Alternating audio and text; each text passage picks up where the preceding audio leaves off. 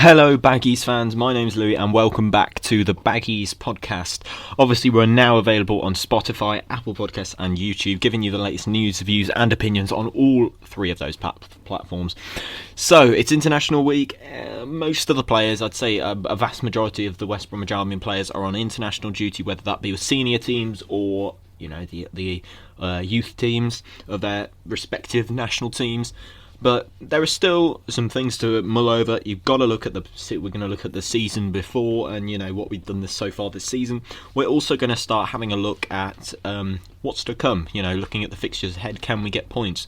And we're also going to be looking back at the season and what we've done so far, and having a look at everybody who's been away on international duty, because there's quite a few of them. There's quite a few who've been ripping it up, and one in particular which we're going to talk about, and you guys have been giving us your thoughts on whether that particular player should get an appearance against Burnley. So without further ado, if you enjoyed the episode, make sure you drop a follow, a like, or whatever platform you're on. Just show your support for the podcast, and also make sure you drop a follow on Twitter at the Baggies Pod. But without further ado, let's get straight into it. It's International Week, let's go. Okay, so there's plenty to talk about from this week of international action.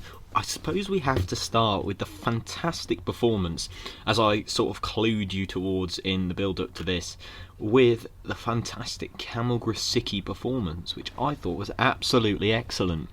He scored a hat-trick for Poland in a 5-1 win against Finland. He scored a 19-minute hat-trick. It was fantastic, and they weren't tap-ins either. There was one which I haven't seen them all, but one was a fantastic shot from the edge of the box, and it was really good. I feel like he's one of the players which has been on the fringe. I don't think he was a Bilic signing, if I'm going to be completely honest. I don't think it was Bilic's first choice in January, and I don't think he was the one that Bilic. I don't think Bilic wanted him very much, but he's in the team now. He's a very good signing for £800,000. You consider that people wanted Jared Bowen for £20 million. I mean, Jared Bowen's a really good player. We'd have loved him, but that was just not financially viable. However, Kamil for £800,000 is an absolute bargain. A Premier League quality player as well. He could really end up doing the business for West Bromwich Albion. I just feel like he needs to get more in the team, or I don't think he's been in the 18 or 19 man squad so far this season. I just feel, apart from when we played Harrogate, but he deserves some starts for me in the team and deserves a go. But against Burnley, I think he should be in and around the team. I think if you're scoring hat-tricks at international level against a team that have actually qualified for the Euros already, people look at Finland and think, oh, they're not very good. Well, they are. They've got some really good players, and they've been working really hard to get themselves into the Euros, and they have. So Grosicki's no fool, really, if he's scoring against a team like that. I just feel like he needs a bit more first team exposure for us. I don't think he's injured or anything, so I can't see why he wouldn't play. I mean, he came on, he played like 62 minutes for Poland the other day, so he's obviously doing something right in order to press himself into the first team. Yeah, they're not a bad side, Finland, at all. They've got some decent players in there. I don't think this was their best side, if I'm being honest, but there were still some decent players, and I feel like he should be playing. Grosicki should be playing against Burnley, and that he certainly can't do much worse than some of the football that we've seen so far. But I did ask you guys on Twitter what you guys would think. I might not start Grosicki, but I'd at least like to see him get involved in the first team action. So let's see Hawthorne. I've asked you many questions, but we'll just start with the Grosicki question because that's what I've somehow ended up starting with. So for the Grosicki player, C. Hawthorne says he would be on the bench for me when Pereira needs a rest. That's fair, yeah. Baggy Fan 19 says that wouldn't hurt to see how Grosicki does. Gavin Poulton says no, but he should definitely be on the bench. And Paul Chappell says, why not? He can't be any worse, which is exactly what I've just ended up saying. But yeah, Grosicki, I think he should be at least on the bench, if not push him for a start. But I just hope he does something to impress Bilic. Same with Gallagher. I feel like Gallagher should be pushing to start in the game against Burnley. I feel like they're that sort of team who are going to try and get round Romain Sawyers, and I just don't think it's the game for him. I think he needs... I like the player a lot when he's on the ball, and when he's actually literally on the ball, when he's on the ball mentally and on the ball physically, I think he's a really good player. But for me, Sam Gallagher has to come in, Conor Gallagher, sorry, and give us a bit of energy in that midfield. I feel like Sawyers lacks a lot of energy and enthusiasm in midfield, which I think Conor Gallagher would give us. So hopefully I look forward to seeing Gallagher making his first start for West Bromwich Albion. Surprised not to see him play the other day against Southampton, but that is Bilic's choice, and obviously not ours. I just hope that the owners put some money in. We're going to talk more about the transfers later on, but let's firstly go and look back at the season so far. But we do have to go over the season so far. It's been a difficult start to life in the Premier League, and I don't think that's really in any way down to the players. Obviously, they've just been put in the position. This is a Championship side that we're looking at the moment. It's really hard to sort of comprehend how this team has been allowed to just waltz into the Premier League and had no real huge additions. Obviously, it's fantastic that we got our lone players back. We've got Robinson, we've got Pereira, we've got Diangana, we've got Krovinovic back on another loan. That's fantastic to have the squad back. But we're just getting it back at the level it was last season. Conor Gallagher hopefully is going to take us to a different level with the midfield. Kipre and Button, sort of fringe players. You hope that they might be able to break into the first team soon. But at the moment they are in fact just fringe players, which is not really taking the squad anywhere. The big thing that we were crying out for last season was a striker, and that still hasn't been addressed. Obviously, we all know that we need a striker. It shouldn't need anybody to tell you that a striker is desperately needed in the West Bromwich Albion squad. We've had links, we've had bids, we've had so much, and apparently we've got no money left. It's what I've been hearing on Twitter. So we've got no money left apparently, but we're still trying to bring out a deal for a striker. Apparently it's going to be one of Andre Gray, and this is from a reputable source of Joseph Massey from the Express and Star. So they're going to be Andre Gray, Troy Deeney, or obviously Karlan Grant, the man we've been linked with, the man we've bid for, the man we've been in negotiations with since the start of the summer. It's getting a bit ridiculous now. I feel like Guochuan Lai, if he's not going to invest in the club, he needs to sell up. Apparently he's been looking for some... Apparently I've heard that he's been looking for sales, selling the club. So at the moment he's got no interest in investing in it. But obviously he's a businessman. He's thinking with a business brain on. He's not thinking with a football hat on like we are. We're all thinking with that football hat on. We're thinking what's going to happen if he doesn't invest. But he's obviously thinking, I don't want to invest just yet because I think I might be able to get a deal for it and be able to move on to one of my other businesses. So he's obviously not really thinking of the club, but he is thinking of his back pocket and what could be coming out of it if he starts investing millions of pounds in players. But Karlan Grant, I think he's a must-needed signing. He's got pace, he's got power, he's got finishing ability. I feel like he's going to do well for us if he gets himself into the Premier League. He's going to do the job for us. He is a good player. He's a young player as well. You look at Troy Deeney, he's getting on a bit. Andre Gray, nowhere near not really in his prime either. Andre Gray is going to come with a lot of wages. We were in for Josh King last week. I did tell you about Josh King, but apparently his £90,000 a week wages have put the Albion off, which is fair enough. If I was West Bromwich Albion, I wouldn't want to pay that sort of money for most strikers, let alone Josh King, who scored 6 Premier League goals last season. I wouldn't even pay it for Grant, Deeney or Gray, and I think Gray might be wanting something near that. I think he's on a bit of a high-paid budget.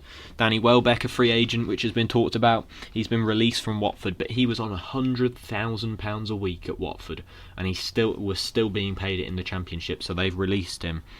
I mean, it's fair. It's a lot of money for a player that's been so inconsistent with injuries, and it's just a real odd decision that Watford would let the wage be that high, especially with Championship wages. Being considerably lower than the Premier League. They've been spending all the money on it. Watford, they've probably spent a lot of their transfer budget on paying for Danny Welbeck to come and warm the bench and obviously the treatment table as well. But yeah, it looks like Deeney, Gray or Grant for West Bromwich Albion. At the moment, it looks like none of them. I feel like we're going to end up with none, or at best, we'll end up with Troy Deeney. But other than that, I don't think that we're going to end up with a striker. It's gone on long enough now. We've heard that we got no money apparently, but yeah, it's not ideal at all. Obviously, you guys have been getting involved a bit more as well, so I'm going to read out the questions I've asked you. So the first question I asked you guys, the Baggies fan community, was number 1, rate the season so far out of 10. So C. Hawthorne says 4 out of 10. He says that we haven't been invested enough to compete at this level. And I'd agree with that. I'd absolutely agree with that. I think we need more money to feel like we need to invest, and it's just a disgrace how we've been allowed by the owners to walk into the Premier League and have no money, and have very little money. 20 million apparently our budget was. Who's going to 20 million is a fantastic budget for a team that got promoted 15 years ago. Not in 2020. You probably need 50. I'd say 50 to stay up in this sort of day and age. You don't want to do a Villa. You don't want to spend 100 million on it and scrape it on the last day.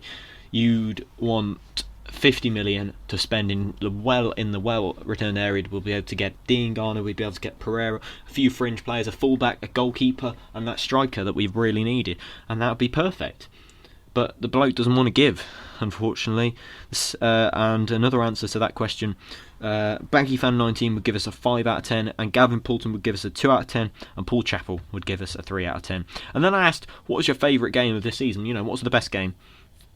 C. Hawthorne says Chelsea's the only game we looked half decent for around 40 to 50 minutes, completely out of depth in all of the games. Chelsea, we did look really good. I really loved the performance against Chelsea. It was free flowing, it was attacking, we put a solid team, a really good Chelsea side to the sword, and I loved it. I thought we looked really good, but unfortunately we could not hold on, be it if that was VAR getting involved, but no. Baggy Fan 19 says the first 45 against Chelsea. Gavin Poulton, Everton and Chelsea up until certain points. I'd agree. Everton was really good until Gibbs got sent off. I thought we were in with a shout, but obviously not. Paul Chappell says Harrogate, we won. Yeah, you have to put Harrogate as the best game of the season, simply because it's the only one we've won so far. The third game was which was the worst, and C. Hawthorne says Everton, embarrassing defending after Gibbs got sent off. For me, it was a disgrace. I have to agree with C. Hawthorne's. It was probably the worst, just due to that second bit. Baggy Fan 19 says the first 40. He says Leicester, still a pretty bad game. Second half again. Gavin Poulton says Southampton game, which was also another poor performance. We're running out of games to call good. Paul Chappell says Chelsea 3-0 up and not winning is criminal. I'd agree. Yeah, it's just really hard to comprehend when you're 3-0 up against. I know they're a good side, but how could you lose? How could you end up with only a point out of that game rather than the 2, rather than the 3 that you could have come out with? I asked what we need before the end of the window. C. Hawthorne says strikers and more strikers. Realistically, we can probably expect Deeney and maybe Grant way down the pecking order for anybody Premier level proven as a striker. I feel like we won't end up with either, and we might end up with just Deeney. I don't think we'll end up with Grant. I feel like the owners won't pull their fingers out, but with that one I just don't think they will. I think they'll just end up letting it go, and it'll be too late, or it'll be deadline day and we'll just about squeeze through a loan for Grant. Grant or Grant and Deeney, says Baggies fan, for the players we need. Gavin Poulton says he wants 2 centre forwards, but let's be honest, we need more than that all over the pitch. Yeah, I know centre forwards is what we've been looking at to target the area, but at the moment the midfield looks a bit frail, the defence looks frail, the goalkeeper at times looks frail. I think the attacking players are pretty decent. If you think about Pereira, Diangana, Kravinovic, I think the striker's the missing link. But then there's frailties all over the pitch for me as well. Paul Chappell says new keeper, pair of fullbacks, holding midfielder, box to box midfield, 2 wingers, 2 strikers. Yeah, well that's fair. Literally the whole team. And then I've already told you the answer for Grosicki. And C. Hawthorne's also commented, I think the only way we'll be competitive is with the change of ownership and investment in the squad. We are hiding to nothing with the current squad level in this league. Yeah, we'll just keep getting battered 3-4-0 every week, 2-3-4-0 every week, unless the owners invest. They have to. I can't see how you can go this far into a season and not have a striker. The one thing you needed last season. Bilic is one of the best bosses that we've had over the past 10 years, I'd have to say, and he's sure as hell is really on the end of his tether with West Brom owners. They need to invest, or it's pointless in being here. What are they here for? Just to pocket the money that comes at the end of the season. That has to be reinvested in the club. And I know we won't have as big a budget as we'd have thought we'd have had, but 20 million is disgraceful. I mean, that's absolutely shocking. If you consider that we've limped over the line really with the promotion, and the fact that we've only been given that amount to spend is completely stupid. Anyway, that brings us to the end of this week's episode of the Baggies Podcast. If you've enjoyed the episode, make sure to smash a like, follow, whatever. Do whatever you can to support the podcast, and make sure you go and follow on Twitter at the Baggies Pod. If you want to come on the podcast to have an interview at any point, make sure you just drop me a line on Twitter and I'll get you guys involved. But otherwise, have a fantastic week, Baggies fans, and I'll see you when we next play Burnley, when we'll be talking about that game. So, I'll see you next time. Bye-bye, Baggies fans. Have a good week.